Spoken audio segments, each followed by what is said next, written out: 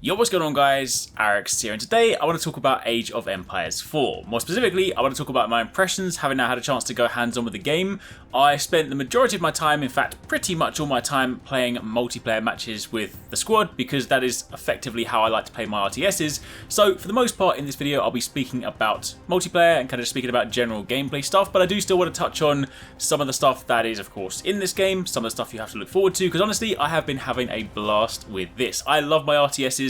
Over the years I have played so many of them, and honestly it's one of those things, it's one of those genres that you don't see as much of these days. It's one of those games where, you know, I spent so much time playing things like Red Alert or Battle for Middle-earth, Age of Empires, Age of Mythologies, StarCraft, stuff like that. That was effectively my bread and butter RTS upbringing, and in more recent years there have of course been some indie offerings. Some of them were great, some of them a little bit less so, but none of them have still quite captured that RTS feel for me, and Age of Empires 4 is fantastic. I am loving it. Honestly, there are some great new additions in this one, and I think if you guys like RTSs, if you are someone that maybe has been lamenting the fact that there haven't been many RTSs, many good RTSs in recent years, this is for sure one to pay attention to. So if you guys do enjoy this video, a like would be super appreciated. If you have any questions, by all means let me know in the comments down below. If you guys have been enjoying the content lately, definitely stay subscribed, but let's start at the top. So first things first, it launches on October the 28th. It's coming to both Xbox and PC. And of course, if you guys are Age of Empires fans, you'll know it's been a long time since the last one. Age of Empires 3 released in 2005, meaning it's been over 15 years since the last major game in the series. Age of Empires 4 is in development by Relic Entertainment. They're of course the creators of the Company of Heroes series and other beloved strategy games. Now of course, if you jump into the game, much like you would expect with many RTSs, you have a full-scale campaign, which I'll touch on a little bit later. Again, I haven't focused much of my attention on the campaign because I, largely speaking, play RTSs for multiplayer, but I do still want to touch on that because they've done a slightly different thing with the campaign this time around, and you also have 8 civilizations to choose from. They have gone on record to say that there is room to expand. They do of course plan to expand on this in the future. They haven't quite said when or how or in what capacity, but I imagine they'll of course add more factions, more civilizations in time. But currently, at the start of the game, you have the English, the Mongols, the Delhi Sultanate, the Abbasid dynasty, the French, the Holy Roman Empire, and the Rus. Now, one of the things that I find really interesting about this, and this kind of caught me off guard because when I jumped into my very first match, you basically play through the tutorial as the English, you know, as you normally would do, and then once you've learned that and you kind of have your basics, I then jumped into my very first multiplayer match as the Mongols, which the game tells you is a rather difficult civilization to use, and I definitely learned that the hard way because this time round, whereas in previous games you've typically had a rather symmetrical nature, you might have different civilizations, but fundamentally they all work in a very similar manner. Meanwhile, this time around in Age of Empires 4, civilizations are much more asymmetrical in their design. For example, the English will play much like your traditional Age of Empires civilizations. You have houses to increase population count, you have farms, you have other different things like that to kind of gather resources. It is your very typical structure. So if you are starting out fresh, definitely jump in here. Meanwhile, contrary to that, the Mongols are very different. They have bespoke mechanics. You can effectively upheave entire bases, your town centre, your barracks, everything, put them into caravans and move them around the city because of course they are much more a travelling civilization. But then of course that comes with its trade-offs because when you're going into these large-scale sieges, you don't necessarily have huge monumental castle-like walls that you can erect to defend your town. Instead, you have to rely much more, say, on troops and defensive towers that you can erect here, there, and everywhere. So things are definitely very different, which I think is really exciting because sometimes in RTSs, you know, you have your different skins, you have your different abilities, you have different civilizations, but because they are all fundamentally very similar at their core, you kind of know what to expect. But this sort of asymmetrical nature means that you can genuinely have a completely different gameplay experience with these different civilizations, which I think is really cool. Definitely. I have a lot more sort of testing to do. I want to try out all the other ones. I have definitely spent most of my time playing as the Mongols so far. I already like them.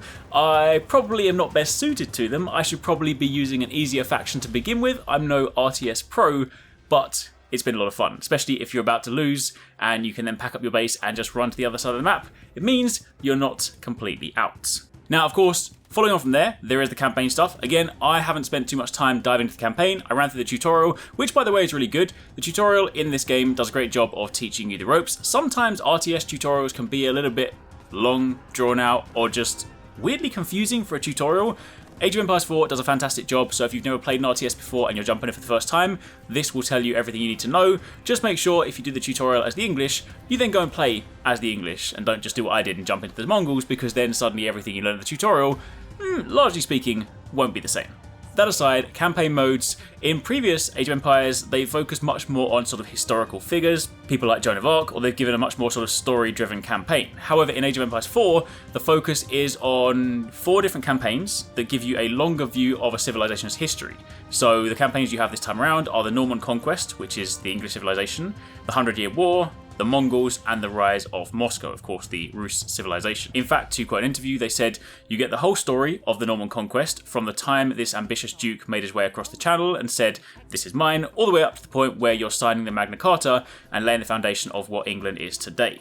However, they then want to say that what they do in this game, which is actually quite interesting, is that they bridge the gap between missions with these sort of historical films, which is a really interesting blend of like real life footage with gameplay assets laid on top of them. And they actually worked with documentarians to go to various different locations and try and sort of make these as accurate as possible. So that's definitely the sort of big focus this time around. Instead of on characters, you're instead pursuing these 4 primary campaign modes, which again, I would imagine in the future, potentially they could elaborate on, they could have more, that kind of stuff. Additionally, speaking of adding more as well, the game is going to be getting mod support in 2022, so for the PC players out there that want to kind of do some crazy stuff, that will of course be an option.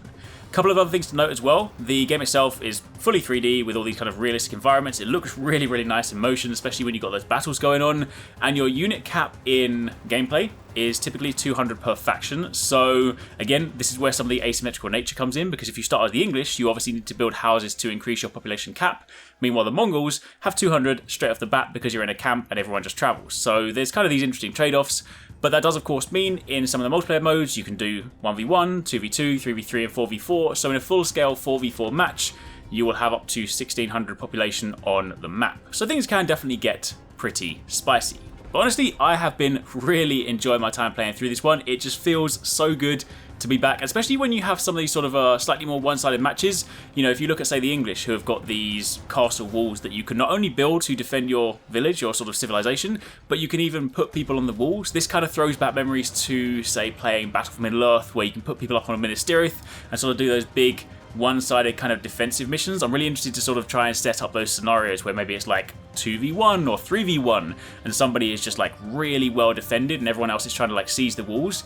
There's lots of fun mechanics you can do in there, and of course, you know, throughout the games you have lots of things to interact with, the different ways to win the matches. You have holy sites that you can basically capture and hold them for long enough to win games. You can build wonders, of course, which are these big famous statues, and of course you can just take people out as well. And again, it looks fantastic all in motion. So yeah, I have been really enjoying this one. Honestly, as someone that has been wanting an RTS to dive back into, kind of really sink my teeth into, I have been loving every moment of this one, and I definitely intend to play a lot more of this. So for the time being, that's pretty much it. Those are just a few impressions of my kind of time so far playing the game. Again, I still have plenty more stuff to explore. I need to test out the other civilizations, but I want to share my initial impressions just so you guys have an idea as to what to expect. Again, if you have any questions, let me know in the comments down below, and keep it locked for plenty more. Thanks very much for watching. I hope you guys enjoyed the video. If you want to catch more from us, don't forget to subscribe and turn on notifications so you don't miss our latest uploads. And if you want somewhere to hang out, play games, or chat all things from games to anime, food to fitness, consider joining the HyperX Gaming Discord.